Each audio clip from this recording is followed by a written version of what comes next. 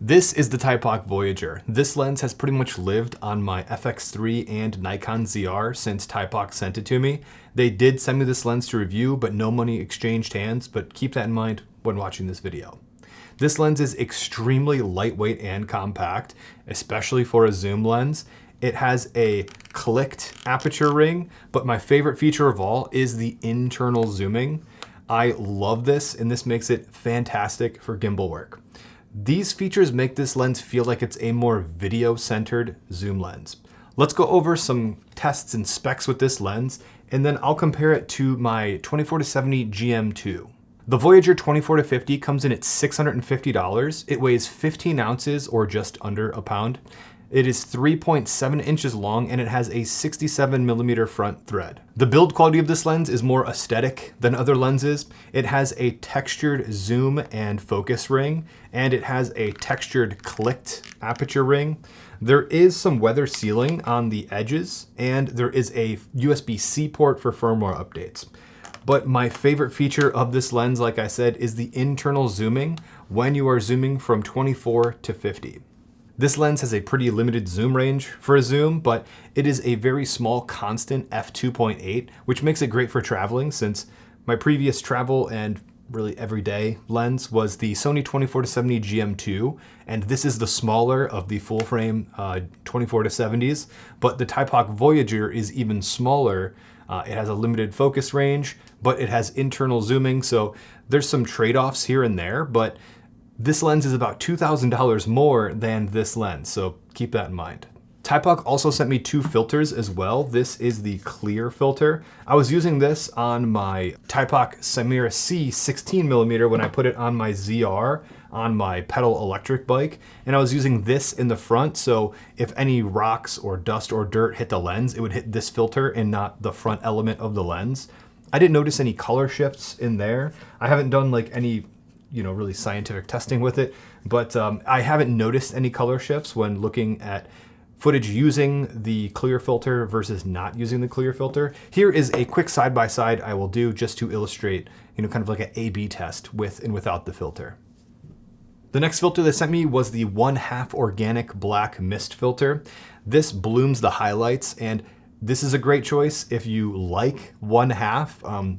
I find myself starting at 1/4, and if 1/4 is too much, then I go to 1/8, or if it's not enough, then I can go to 1/2. So starting with 1/2 felt a little bit heavy-handed when I was doing these tests, but I understand that there are, lesser strengths of this filter. Here are some A/B shots with and without the organic mist 1/2. When it comes to autofocus on the Typock Voyager, I have had some mixed results, and it depends on what kind of lighting you're in and how fast your subject is moving. My stress test of the Voyager was to use it at a show in low light, adapted to the Nikon ZR. The autofocus was still working, the ZR was still able to detect subjects. The one thing that it really kind of struggled with at the show was if I was filming the lead singer and someone in the crowd was moving their arms or walking in front of me, it would actually want to jump to the person that is closer to me, even if it's the back of their head. Again, this is probably a setting that I need to adjust in my ZR, but if I saw someone was going to be in front of me at that show, I just flipped it into manual focus, and having this switch and being able to easily switch between autofocus and manual focus when I knew a challenging focus thing was going to happen, like if the lead singer was walking behind, the drummer or something, I knew I could just manually focus through that, because even tapping to focus would kind of get confused when people are walking in front of other people. So that was a pretty good stress test for this lens and the ZR. I have a whole video coming up about my Nikon ZR autofocus settings. I've learned a lot with this camera, so be sure to subscribe for that video in the future. But as long as there's enough contrast and you're not trying to trick the subject tracking, this lens autofocuses pretty well. For some side-by-side tests with the Sony 24-70 GM2 and the Typock Voyager 24-50, I set up each of these lenses at their minimum focusing distance and tapped on the background. this is a pretty tough test, and both lenses are able to do this pretty great at 24 millimeters. One thing to note about the Voyager, this lens breathes more than the Sony because it doesn't have lens breathing compensation like this lens does. So if you're trying to tap on something from, we'll say 50 millimeters, and you're zoomed in, like this is 35 right now, 50 would probably be around here. So if you're trying to tap on my monitor right here, and you're at minimum focus, I don't know if this is gonna make any sense, but this lens breathes on 50 millimeters. So when you zoom into me or my monitor in the background, the monitor will no longer be right here. It'll be more like right here. So the problem with that is when your lens is breathing and your camera sends autofocus data like, hey, focus on the thing right here in the frame. But whenever it breathes and it's actually right here, it doesn't know to follow the thing in the frame while it's focus breathing because it's blurry. Like by nature, focus breathing, it will be blurry and then it will come into focus. But the camera doesn't know you want to focus on the blurry thing and keep it in frame. I don't know if I'm explaining that really well. Not the end of the world, but long focus racks on the longer focal lengths like 50 and 40 to a little bit will have more focus breathing, so the autofocus will struggle on the corners of the edges. However, from 35, 28, and 24, I was able to focus, from minimum to infinity on the edges of the frame because there wasn't a lot of focus breathing at 24. So the more you zoom in, the worse the focus breathing gets, and then the more the autofocus struggles, the closer to the edges you're trying to focus. I don't know if that makes any sense. If you want the cleanest autofocus, just focus in the middle from 35 to 50. When it comes to flaring with the Voyager, this lens has some pretty harsh lens flares when you have hard light going directly down the barrel of the lens. Kind of subjective here, but I'm not a big fan of the flares on this lens when pointing it directly at a light source. However, I did find that there is a kind of a nice color wash whenever you have a light like just off of frame. I learned this when I was shooting that show. It was low light and I had honestly a pretty dim light, not even pointing at the camera, just like washing light in the general area. And I noticed that if I pointed the camera like 45 degrees to that light, it had kind of a nice color wash.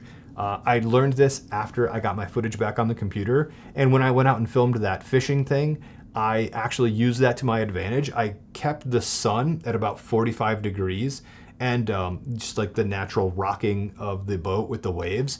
It was like coming in and out of frame, like with a color wash. I don't know, it's not for every shot, but it is something that I found out with this lens. When it came to bokeh with the Voyager, I was really surprised, wide open, from 24 to 50. There wasn't much distortion throughout the frame.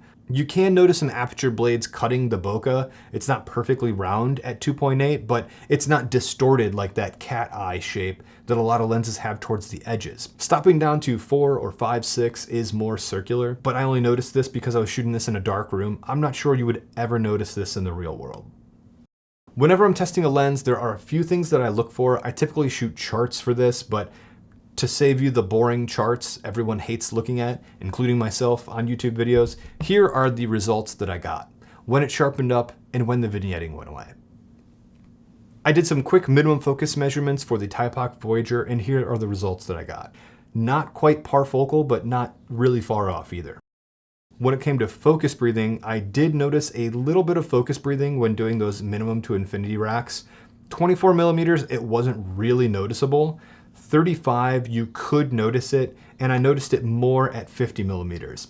This might be a catch of making a lens this small. If you want less focus breathing, probably keep it at 35 or 24. If you're at 50 and you're doing minimum to infinity focus racks, you're probably gonna notice some focus breathing. At $650, I think the Typock Voyager is a fantastic deal, as long as you're okay with the limited 50 to 24 millimeter focal range. But that limited focal range does come with some additional benefits like the internal zooming. It also has an autofocus manual focus switch, which is rare for a third-party lens, and a manual aperture ring that can't be declicked, but it does make adjusting aperture on the fly really easy. And of course, the small, lightweight package of this makes it a fantastic travel or everyday lens. One limitation of this lens that I did run into is the low light autofocus. The speeds are okay as long as you're in the center of the frame, but at 35 and 50 towards the edges of the frame, it's gonna start to struggle a little bit more. But knowing that, could you get around those downsides and not pay an additional $2,000 for the GM2? The GM2 is $2,500, not quite, but pretty much $2,000 more. This lens is $650. And for a lot of these shoots, I was using it adapted with the Viltrox adapter to my ZR. Most of the footage in this video wasn't even shot on a native E-mount. There is something to say about the Sony G Master lenses. There is a lot to love about these lenses. This thing has pretty much lived on my ZR and my FX3 since I got it in. I've shot almost exclusively video with this lens, so I'm not really sure of its photo capabilities, but given its price point and features, I've been pretty impressed with this lens so far. Let me know what you think of the Typock Voyager. Thank you guys for sticking around to the end, and I'll see you in the next one.